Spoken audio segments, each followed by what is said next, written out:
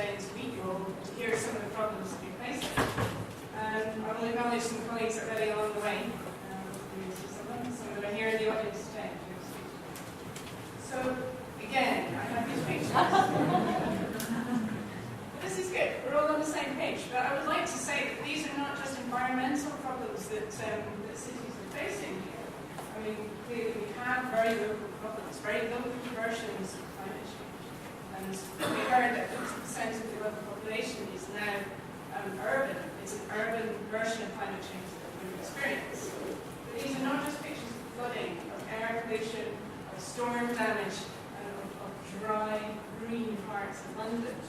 They're pictures of an insurance industry which will be overwhelmed if the storm were to hit Florida. They're a picture of air pollution problems which are putting off local movement of intelligent workers because of the standard of living not being good enough in the cities. And they are a complete shutdown of city systems and collapse of governments because the city is not resilient enough to one emergency, which could be compounded by lots of weaknesses in the infrastructure. So even though I wish to concentrate on the microclimate aspects of cities, they are very much enmeshed to deal with the everyday infrastructure problems that the cities actually.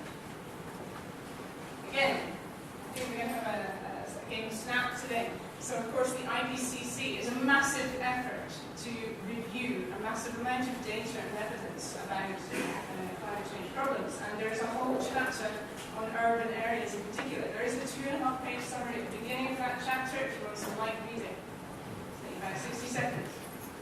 But clearly we have to think about climate change on the urban scale. And to give you a local example of that, so the UK government did a climate change risk assessment for the UK. And London, because of its standing in the UK economy, in the global economy, and because of the risks which are showing up from the climate change projections, there is a separate summary of climate change risks for London. Just to summarise that further, they are surface water flooding and extreme rain events. We closed Wimbledon down a couple of years ago at the great cost of the tourism industry, and overheating. Just to highlight the overheating issue, it's not just the external environment that we have to think about, it's the internal environment. So we spend about 80% of our time indoors, and particularly if we have a developing middle class, and we have an advanced knowledge economy in various cities and countries around the world. It's just the indoor environment that we have to start thinking about. So this diagram, you just let the text blur, it's the colours that matter. So anyway, let me talk through it. We have a map of England, and you can see that London is on the map in lighter, warmer colours. And what this map is showing you for stepping through from 2020 to 2080 are projections of the amount of employee days lost due to overheating. So this is not yet people dying as a result of the temperature. We'll come to that in a moment. This is people's ability to work being affected. And the numbers are large. So if we take a medium emission scenario, which is what we hope we would be on track for, by the 2080s, then London shows up as an orange spot. That's about 1 million employee days lost in the centre of London. And this is just in finance and the insurance sector. Now, unfortunately, we're on a high emission scenario, which is on the right-hand side, because you get a little bit sort of more yellow and orange across the entire country. So UK has to face the changing indoors as well as outdoors. And this is something that, as Tim was mentioning, our aging housing stock is not fit for purpose. We can't deal with Houston kind of climate. That was a scenario, but let me talk you through what happened from a particular event. So this is the 2003 summer heat wave, and you're seeing the temperature anomaly. So anywhere that's red is warmer than average, and anywhere that's blue is cooler than average. And you can see that this was a massive European scale event. It was the biggest natural disaster for 50 years. 20,000 people died, and it triggered a wave of governance and policy development to say, what the heck do we do if this happens again?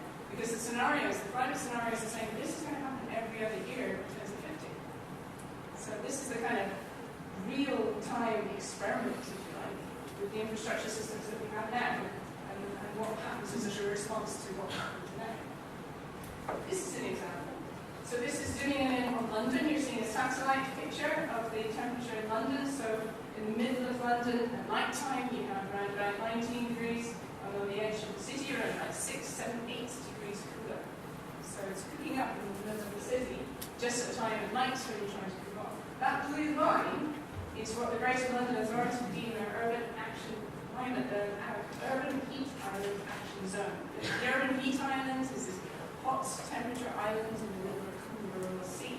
And that simple scientific concept, based on data, has been taken up by the Greater London Authority. And now they're moving to thinking, now how can we respond to this changing problem? Do we respond to a heat wave and protect the vulnerable? Or do we change the infrastructure fundamentally? Do we change planning law? Indeed, this is one of the things they're doing. So you cannot make the urban heat island any worse. Do we green the city? Anyone who's seen Boris Johnson with his spade in the recent years knows that there is an increasing amount of greenery within London. But you have to base those kind of decisions on facts, data, and some really good guesstimates by some experts. So I guess we can count ourselves as having known a thing or two about problems. So this is an example of a simulation of London's urban heat island. You can see the red temperatures, the blue temperatures are where London is actually cooler than the rural surroundings, and the red is when it is warmer. We're just stepping through hour by hour through a particularly hot period in May 2008. And thank you to Sophia Bonish, actually somewhere in the audience, if you wish to find out more about this. But this is using the Met Office forecast model and really trying to improve it, trying to capture these kinds of everyday events, really, but get them quantitatively correct, get the right answers. So that someone like the GLA can then take a tool like this and say, what if we go to 50% green? What if we paint the roofs white? You know, which policy decisions should we pursue? Can we balance it up against the cost, the benefits against the cost? So this is an example of a very sophisticated kind of level of research that we can take on in this country, in collaboration with the Met Office. And incidentally, that is a model which is used around the world. It's used in Australia, where they have real water stress and flood problems in their cities. So that's an example of exporting research findings from this country using the international networks of Met services. But what do we know about other countries? You know, obviously decision making is based on data. It's a really important point with Tim makes. But what if the data isn't there? So I take you now to Akura in Nigeria, which is a tropical kind of environment. It's got a wet season and a dry season. It also has a heat island. There's this city here, and it's expanding rapidly. And that urban heat island is going to grow with the city, and we know this. There's no uncertainty about that. It will happen. But what do we know about the urban heat island? We have a temperature measurement in the centre of the city. We have a temperature measurement at the airport. Research infrastructure is way behind what we do in London. We have several £million worth of investment in London, sensing the city, sensing the air pollution, simulating it. Well, the least that we can do is export some of that knowledge to other cities around the world. And various colleagues who are here today are working in Chongqing, in Shanghai, Ouagadougou. So that is one more place where universities can play a role in exporting know-how to the rest of the world. I just want to finish off by sort of trying to say what we're doing in partnership with industry, like I mentioned at the beginning. Because it's all very well to think about what the solutions might be, but they've got to happen. It's innovation that's going to happen.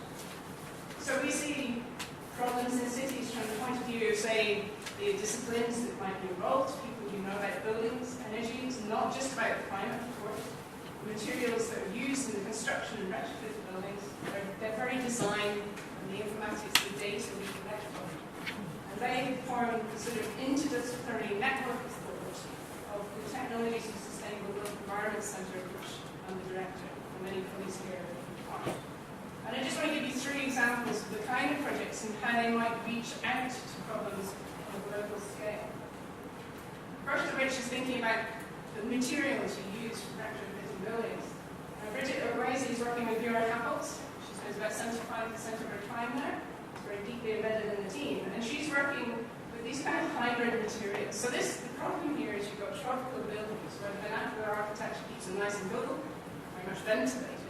How do you translate that for modern day buildings? Well, there's a simple concept she's working on where you take sort of louvered slats on the side of buildings, which are humidity detectors.